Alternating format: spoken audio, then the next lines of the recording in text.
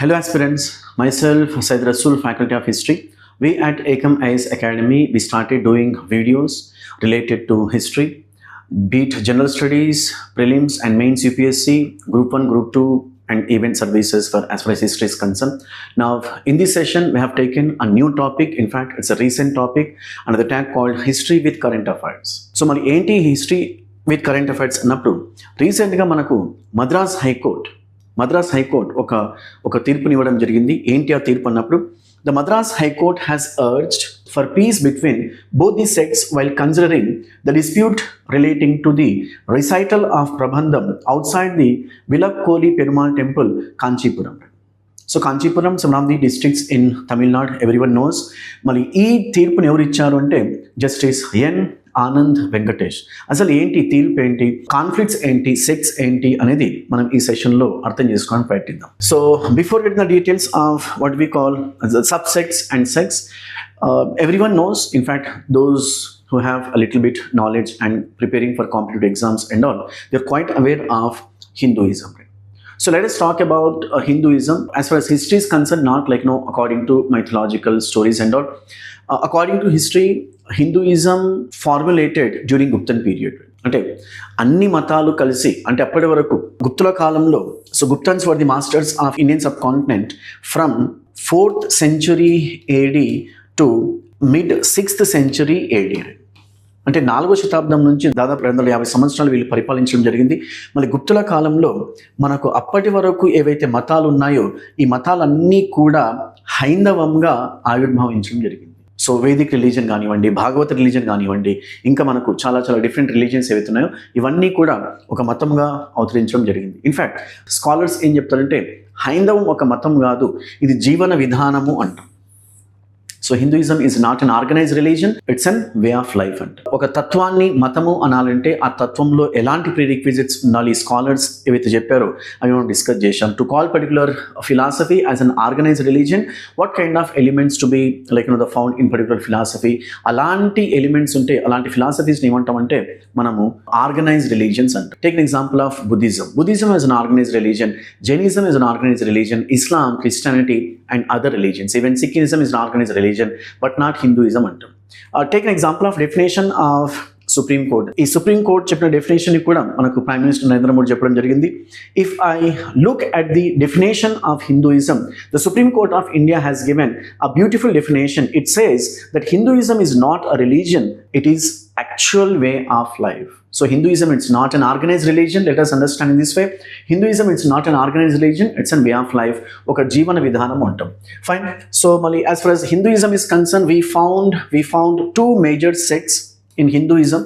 In fact, ప్రతి మతంలో sects ఉంటాయి, చాలా మందికి ఐడియా ఉంటుంది. Take an example of Islam, we have Sunnis and Shias. Now go to Christianity, we have Roman Catholics and Protestants. Now go to Jainism, we have Digambaras, Shwetambaras. Go to Buddhism, like we have Mahayana Buddhism here. Every religion, in fact there is no religion which is free from a division లేదా sectarian sect అంటాం, లేకపోతే schism అంటాం.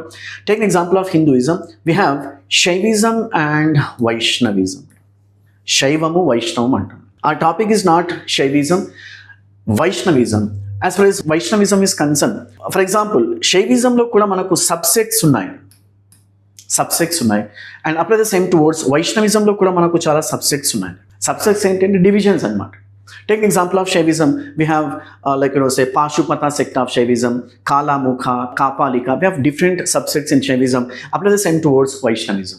మళ్ళీ అంటే రీసెంట్గా వచ్చినటువంటి తీర్పు, Madras high court తీర్పు ఏదైతే ఉందో related to Vaishnavism.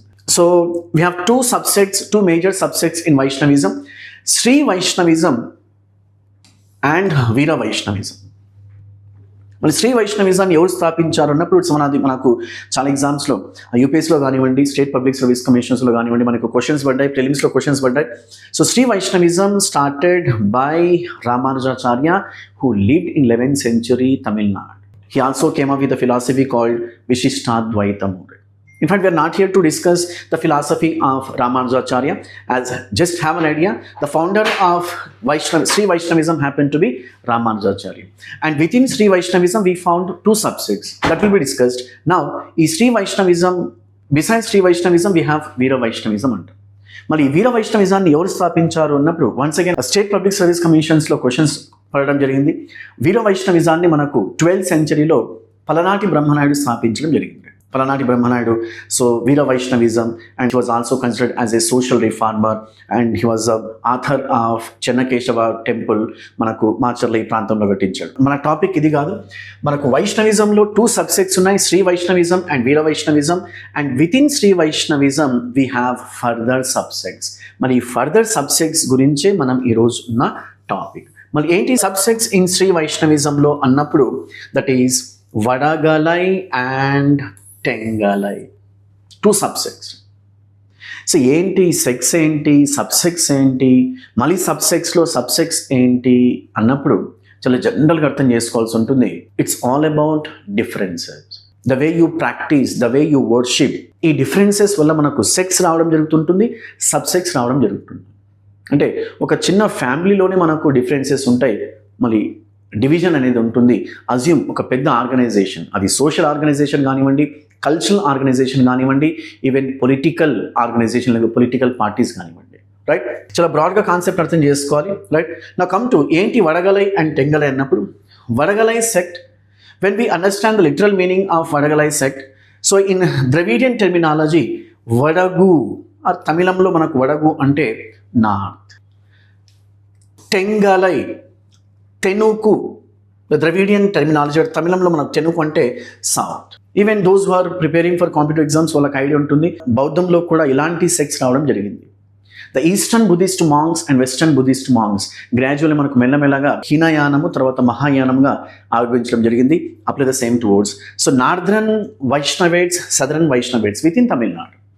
So the northern Vaishnavites were called as Vadagalai sect, one of the subsects of Sri Vaishnavism, and southern Vaishnavites were called as Tengalai.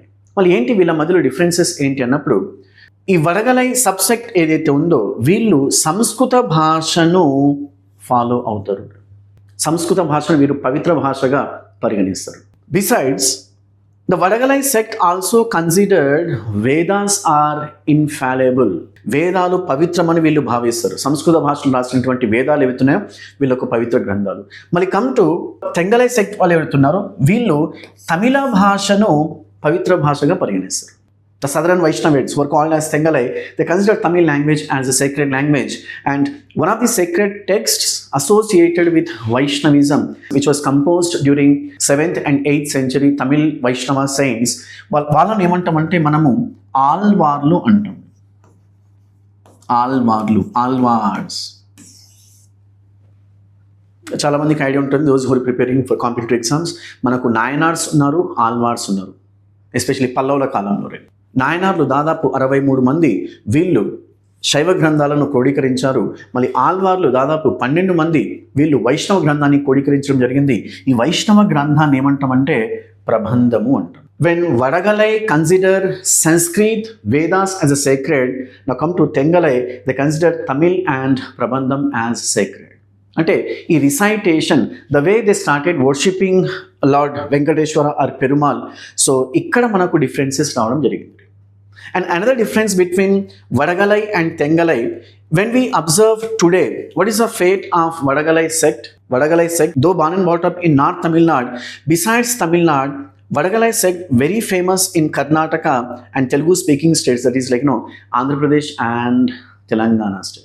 How about Tengalai sect? Tengalai sect confined to Telangana. అంటే ఈ conflicts ఏవైతే ఉన్నాయో, వడగలై Tengalai conflicts ఏవైతే ఉన్నాయో, these conflicts were not new to present society. We found these conflicts right from the days of medieval. Especially మనకు విజయనగర కాలంలో కూడా ఈ కాన్ఫ్లిక్ట్స్ ఉన్నాయని రాయడం జరిగింది. సో మళ్ళీ ఈ కాన్ఫ్లిక్ట్స్ను తగ్గించే ఉద్దేశంతో రీసెంట్గా ద మద్రాస్ హైకోర్ట్, అంటే మనకి ఈ కాన్ఫ్లిక్ట్స్ మనకు ఫ్రెష్గా ఎక్కడ వచ్చాయంటే Velakkoli Perumal temple located at Kanchipuram. In fact Kanchipuram is one of the cultural capitals and even administrative capital of Pallavas. మీరు ఇంకొక మేజర్ డిఫరెన్స్ అర్థం చేసుకున్నట్లయితే వడగలై అండ్ టెంగలై సెట్కి అంటే ఈ తిరునామం అంటాం. కొంతమందికి ఐడియా ఉంటుంది, ఈ తిరునామంలో కూడా డిఫరెన్సెస్ ఉంటాయి. We can observe the Tirunamam, like the way they go for religious symbols and all. So Tengalai Tirunamam antam and Vadagalai Tirunamam antam. Tengalai Tirunamam, like pointed Y base Tirunamam, red color Sri Charanam in the center. right? When it comes to Vadagalai, carving U-based Tiruman, yellow or red color streacher. The differences between Vadagalai and Tengalai. మళ్ళీ ఈ differences మనకు రీసెంట్గా erupt కావడం వల్ల the few approached Madras high court. మళ్ళీ Madras high court ఏం చెప్పింది అంటే వెరీ పొయిటిక్ వేలో మద్రాస్ హైకోర్ట్ తీర్పు ఇవ్వడం జరిగింది. ఎస్పెషలీ మనకు జడ్జ్ మనం ఇందాక రెఫర్ చేసాం. The two sets, వడగలై and Tengalai, the two petals on one stem. Concept అర్థం చేసుకోవాలి. The two petals on one stem, judicial appeal for sectarian harmony, Madras High Court and Vadagalai and Tengalai unity ఇవ్వడం జరిగింది. మళ్ళీ context of the case మనం observe చేసినట్లయితే the dispute between Vadagalai and Tengalai sects over temple ritual rites, differences in chant traditions about Divya Prabandham మనం ఇందాక refer చేశాం. So మనకు తమిళ భాషలో రాసినటువంటి దివ్య ప్రబంధాన్ని వీళ్ళు సైక్రెడ్ కన్సిడర్ చేస్తామని రాశాం. And historical tensions at temples like Srirangam and Tirupati. Even we also found these tensions Srirangam and Tirupati and case reached Madras high court seeking resolution. మళ్ళీ కోర్ట్ ఏమని జడ్జిమెంట్ ఇవ్వడం జరిగిందంటే Vadagalai and Tengalai two petals on one stem, both seek Lord Venkateshwara Perumal and both belonged to him. Let us honor their path. Let the old divisions cease and walk together united in a faith and peace. అంటే ఇలాంటి cases అంటే ఇలాంటి judgements ఏమవుతుందంటే in fact we have to welcome the judgement of Madras high court, the respectable Madras high court. The Madras High Court made it clear that you have to maintain peace and religious harmony. The present society needs the peace and religious harmony. Besides religious harmony, even needs sectarian harmony. So these kind of judgments are welcome. And when we observe further court observations, the court observed, Madras High Court, the Honorable High Court observed, encouraged peaceful coexistence of sex. అంటే మనకు ప్రతి మతంలో కానివ్వండి, ప్రతి సెక్ట్లో కానివ్వండి, సబ్సెక్స్ అనేవి సహజం. మళ్ళీ encouraged peaceful coexistence of the sex, used inclusive and poetic language to convey the unity, recognized both sects' shared devotion and reaffirmed judiciary role in promoting social harmony. As social harmony ganivandi, religious harmony ganivandi, sectarian harmony ganivandi. It's an obviously it's a beautiful judgment given by Madras High Court. When we understand exam point of view, what is the significance of court verdict, Madras High Court verdict annappudu reaffirms the spirit of religious pluralism. మనకు religious pluralism మనకు UPSC general studies మెయిన్స్లో ఉంటుంది topic religious pluralism. So the aspirants shall focus and promotes reconciliation through emphatic legal language and demonstrates sensitivity to deeply held sectarian traditions. అంటే sectarian traditions, sectarian conflicts అనేవి ఉంటుంది. మళ్ళీ వేరే వాళ్ళ మనోభావాలను దెబ్బతినకుండా మనం మన ఆచారాలను ఫాలో చేయాలనే ఉద్దేశంతో ఈ కోర్ట్ వర్డిక్ట్ రావడం జరిగిందని అర్థం చేసుకోవాలి.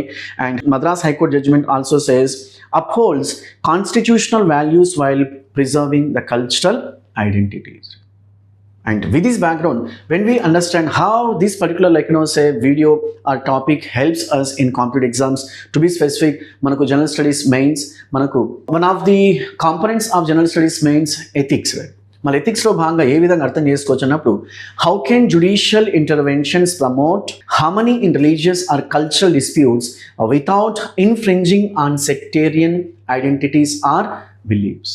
So this is how the questions are being framed the previous exams. Now you have to refer Madras High Court's symbolic phrase, two petals on one stem, as a case study in judicial empathy and conflict resolution. So for these kind of videos, please subscribe Ekam IAS Academy. Thank you.